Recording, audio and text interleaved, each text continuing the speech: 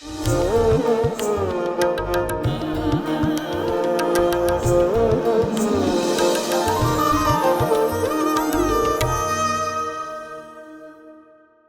लेकिन ये 60 लाख का जो टारगेट रखा ये पूरा तो हो गया, लेकिन स्वामी ने उसको कबूल नहीं किया।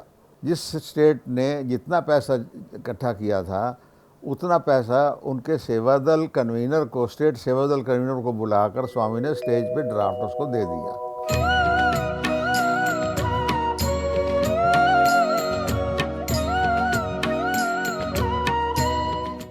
भगवान बाबा के चरणों में कोटि कोटि प्रणाम।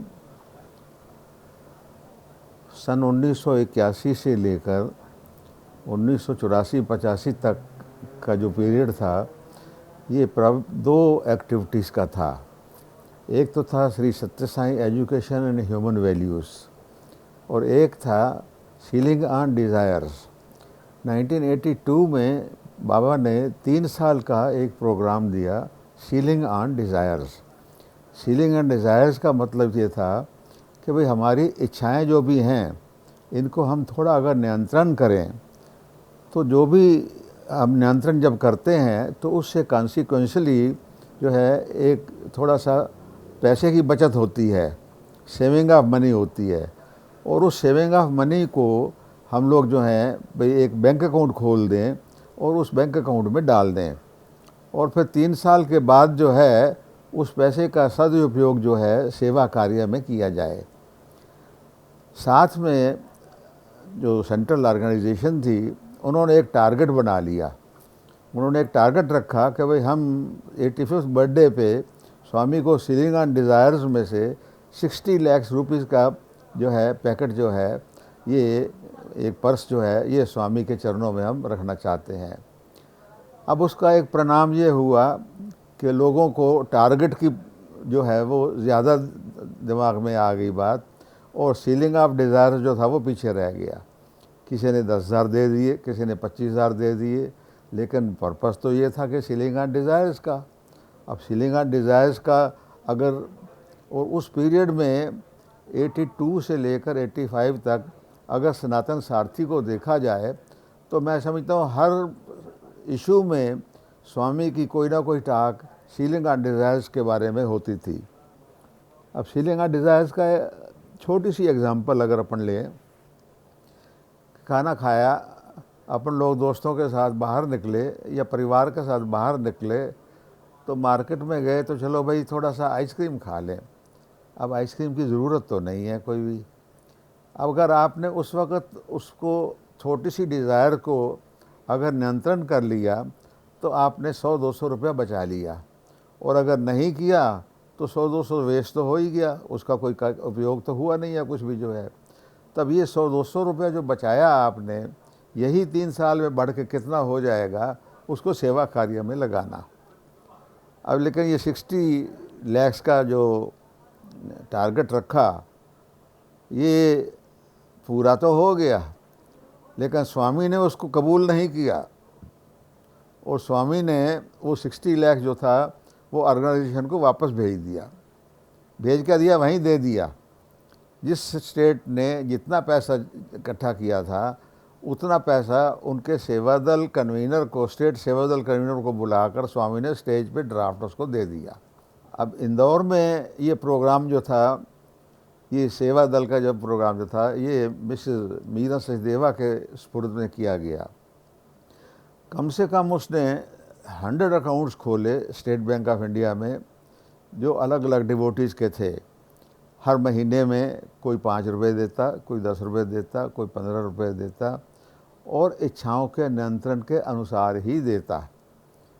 उसमें से वो पैसा जब इकट्ठा हो गया, आपको एक अजीब सी बात हुई कि बाकी सारी स्टेट ने तो जो जितना भी पैसा था हमारी स्टेट ने वो स्टेट ऑफिस में भेजा और वो पैसा जो था सेंट्रल ऑफिस में गया जो कि वापस भी हो गया। लेकिन इंदौर समिति ने 1,10,000 रुपया वो इकट्ठा किया और उससे एक मेटाडोर ख़रीदा और वो मेटाडोर सत्य साई विद्या विहार स्कूल को भेंट किया गया ताकि बच्चों को स्कूल में जो है वो अपने घरों से लाया जा सके। तो वो एक किस्म का पहला ट्रांसपोर्ट था जो कि सत्य साई विद्या विहार को एक समिति की तरफ से मिला। अब दूसरी एक्टिविटी जो थी Shri Sathya Sai education human values, वो बड़ी गज़ब की एक्टिविटी थी। उस एक्टिविटी में ये था कि भाई हमारे डिस्ट्रिक्ट के जितने भी स्कूल्स हैं, गवर्नमेंट स्कूल्स हैं, हम गवर्नमेंट को अप्रोच करें। और गवर्नमेंट को अप्रोच किया उन्होंने, जो एजुकेशन मिनिस्टर हैं, मिनिस्ट्री ऑफ एजुकेशन ने सर्कुलर भेज दिया सभी डिस्ट्रिक्ट्स में कि भाई जितने भी हमारे डिस्ट्रिक्ट में स्कूल्स हैं, गवर्नमेंट स्कूल्स हैं, उनके टीचर्स को बारी बारी जो है वो 3 दिन के लिए जो है ट्रेनिंग के लिए भेजा जाए। वो 3 दिन की ट्रेनिंग बड़ी गज़ब की थी। सत्य, धर्म, शांति, प्रेम, अहिंसा, उसके ऊपर आधारित थी। और उसमें क्या क्या नहीं बताया गया। स्टोरी टेलिंग बताई गई, बच्चों को किस तरीके से उनको वैल्यूज़ सिखानी है, उनको प्रेम सिखाना है, उनको कैसे अपने को अहिंसा के बारे में बताना है, अपने को उनको वैल्यू गेम सिखाई, स्टोरी टेलिंग किया। उस स्टोरीज़ के माध्यम से, क्योंकि स्टोरीज़ जो हैं वो सबसे कहते हैं सबसे बढ़िया अगर कोई तरीका है वैल्यूज़ को इम्पार्ट करने का तो वो स्टोरीज़ है। और फिर वैल्यू गेम्स जो हैं, वैल्यू बेस्ड ड्रामास जो हैं, इस प्रकार से वो प्रोग्राम जो है अपने टीचर्स को सिखाया गया। ट्रेनिंग तो 3 दिन की थी और 3 दिन में उनको सवेरे से लेकर शाम तक कहीं नहीं जाना। दोपहर को जो है हैवी नाश्ता उनको अपन ने दे देना, ताकि भाई उनको खाना वाना जो कुछ भी है और खाना तो खा के ही आए होंगे सवेरे, जो भी है नाश्ता अपन ने नाश्ता चाय वगैरह उनको दे देना। और उसका इफ़ेक्ट ऐसा बढ़िया हुआ कि देखिए कई टीचर्स को जब हमने बुलाया और उनको पूछा कि भाई आप बताइए कि भाई आपने जो यहाँ सीखा उसका कुछ आपका प्रभाव आपको पड़ा। कहते हाँ साहब बिल्कुल पड़ा।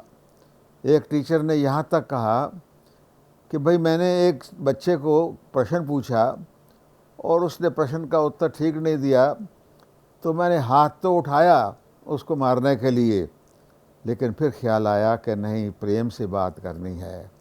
और जब प्रेम से उसको समझाया तो बच्चे को पूरी बात जो है समझ में आ गई। और वो प्रोग्राम, उसके 6 सेंटर्स बनाए गए, इंदौर, उज्जैन, खंडवा, भोपाल, जबलपुर और रायपुर। और सभी 6 सेंटर्स के ऊपर जो है साइमल्टेनियसली ये प्रोग्राम चला और 3-4 साल लगातार चला। और उस वक़्त ऐसा ही लगता था कि शायद यही प्रोग्राम जो है अब आगे चलेगा और शायद कोई प्रोग्राम नहीं चलेगा। अब इस प्रोग्राम को की जो थी शोहरत, इसकी फेम दूसरी जगह पर भी पहुंची। और रामकृष्ण मिशन ने इस प्रोग्राम को पूरा हम लोगों से लिया और उस प्रोग्राम की पूरी तैयारी करी गई। उन्होंने अपने ऑल इंडिया लेवल के ऊपर टीचर्स को ट्रेनिंग के लिए बुलाया हिमाचल प्रदेश में, कुल्लू मनाली में। और वहाँ पर उसकी ट्रेनिंग के लिए जब वैलिडिक्टरी फंक्शन था, वैलिडिक्टरी फंक्शन में उनके जो हेड थे स्वामी रंगनाथ जी, उनको बुलाया गया।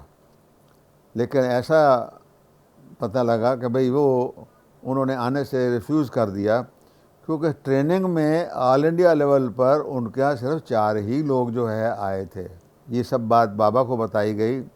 बाबा ने कहा, it is not education and human values which works, it is Shri Sathya Sai education and human values.